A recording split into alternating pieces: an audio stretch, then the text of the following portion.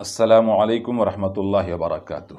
15वीं शाबान यानी शब बारात में क्या चीज़ें करने की हैं और क्या नहीं करने की हैं, और क्या करना चाहिए और कौन सी चीज़ें नहीं करनी चाहिए। और फिर एक बात जो उड़ाई जाती है कि ये सारी की सारी इबादतें जो 15वीं शाबान को होती है, यानी शब बारात में जो कुछ किया जाता है, ये सब ज़ईफ़ हदीस से साबित है।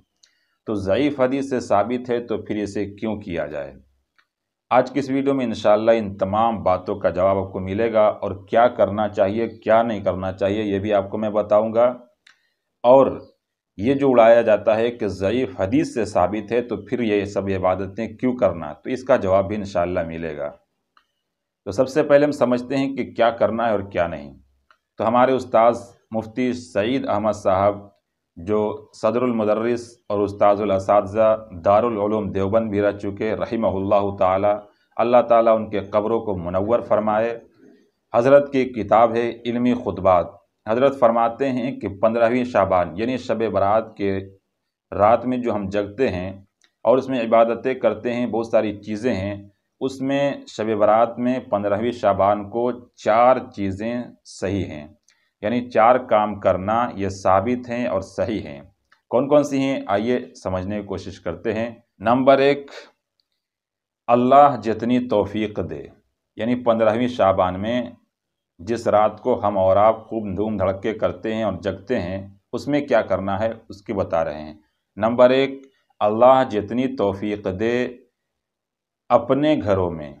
एक एक लफ्ज़ को ज़रा गौर से सुनिएगा ताकि फिर कोई शक व शुबा बाकी ना रह जाए, कोई इश्काल बाकी ना रह जाए। अल्लाह जितनी तौफीक दे हसासियत और बशाशत के साथ, यानी चुस्ती के साथ जितनी आपसे हो सके, अपने घर में इनफरादी इबादत करना, ये साबित है और सही है। मगर हमने इस रात को मेले की रात और खुशी की रात और ईद की रात बना रखा है, जो कि सही नहीं है।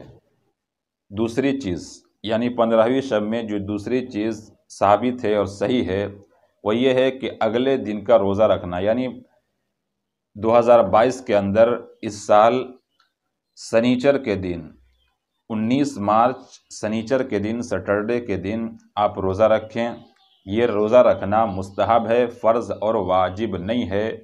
और मुस्तहब कहते हैं कि जिसको कर लिया जाए तो सवाब मिले, और ना करने पर कोई गुनाह नहीं और मलामत नहीं की जाएगी।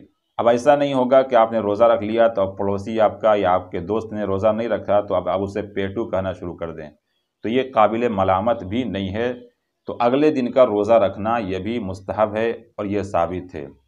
नंबर 3, अपने लिए, अपने मरहूमीन के लिए और तमाम उम्मत मुस्लिमा के लिए दुआए मग़फ़िरत करना। अब इसके लिए कब्रिस्तान जाना ज़रूरी नहीं है, हमारे यहाँ ज़रूरी समझा जाता है, बल्कि यूँ कह लिया जाए कि मेला लगा लिया जाता है। बहुत सारी जगहों पे तो औरतें 5-5, 10-10 जाती हैं, जो कि बिल्कुल बेजा फजूल बात है। हुजूर अकरम सल्लल्लाहु अलैहि वसल्लम बेशक कब्रिस्तान गए थे, लेकिन पूरी ज़िंदगी में सिर्फ़ एक बार गए थे, और वो भी चुपके से गए थे। हाँ, जो अम्मा आयशा सिद्दीक़ा बाजू में सोई हुई थी, उन्हें भी पता नहीं लगा था। बाद में अचानक उन्हें पता लगा कि हुजूर कब्रिस्तान गए हुए हैं। तो इतनी शांति के साथ और इतनी चुपके से गए थे। तो चुपके से कब्रिस्तान जाना साबित है। तो इसका मतलब ये है कि कब्रिस्तान जाना भी दुआए मग़फ़िरत के लिए ज़रूरी नहीं है, आप घर में बैठकर भी दुआए मग़फ़िरत कर सकते हैं। तो तीसरी चीज़ जो 15वीं शाबान में साबित है और सही है, वो ये है कि अपने लिए, अपने मरहूमीन के लिए और तमाम उम्मत मुस्लिमा के लिए दुआए मग़फ़िरत करें। चौथी चीज़ ये है कि दो आपस में लड़ने वाले, झगड़ा करने वाले इंसान के दरमियान सुलह और सफाई हो जाए। ये 4 चीज़ें 15वीं शाबान में साबित है।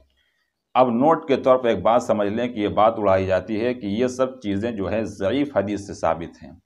तो ज़ईफ़ हदीस से साबित अगर एक चीज़ है तो उसे वाजिब या फ़र्ज़ नहीं करार दिया जाएगा, लेकिन हाँ, ज़ईफ़ हदीस से इस्तिहबाब यानी मुस्तहब होना साबित होता है, और ये सारों चीज़ें मुस्तहब हैं, फ़र्ज़ और वाजिब नहीं है।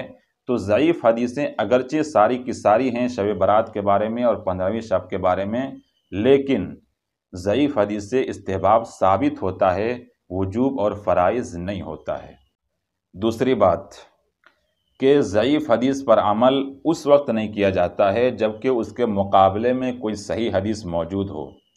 لہٰذا ہم تلاش کرتے ہیں کہ ان 15ویں شب کے بارے میں کہ یہ 4 عمل کرنا ضعیف حدیث سے ثابت ہے، یعنی روزہ رکھنا، رات میں جتنی اللہ نے استطاعت دی ہو عبادت کرنا، اور ایسے ہی تمام امت مسلمہ کے لیے اور اپنے لیے مرحومین کے لیے دعائے مغفرت کرنا اور لڑائی جھگڑا کو ختم کرنا، صلح کرنا، یہ 4 چیزیں ثابت ہیں اور ضعیف حدیث سے ثابت ہیں۔ لیکن جب ہم دیکھتے ہیں کہ اس کے مقابلے میں کوئی منع کی حدیث، یعنی اس کو منع کیا گیا ہو، کوئی صحیح حدیث ہمیں نہیں ملتی، تو جب صحیح حدیث موجود نہیں ہے اور ضعیف حدیث میں یہ ثابت ہے تو پھر ضعیف حدیث پر عمل کیا جائے گا۔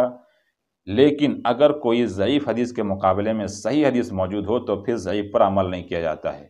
لیکن 15ویں شب کے بارے میں کوئی صحیح حدیث موجود نہیں ہے کہ ایسا نہیں کرنا ہے، تب ہم کہیں گے کہ ضعیف حدیث ہی صحیح، لیکن اس سے استحباب ثابت ہوتا ہے تو اس پر عمل کیا جائے گا۔ تو یہ 4 کام ہیں جو میں نے آپ کو بتائے ہیں، اس پر عمل کریں اور دوسروں تک شیئر کریں۔ السلام علیکم ورحمۃ اللہ وبرکاتہ۔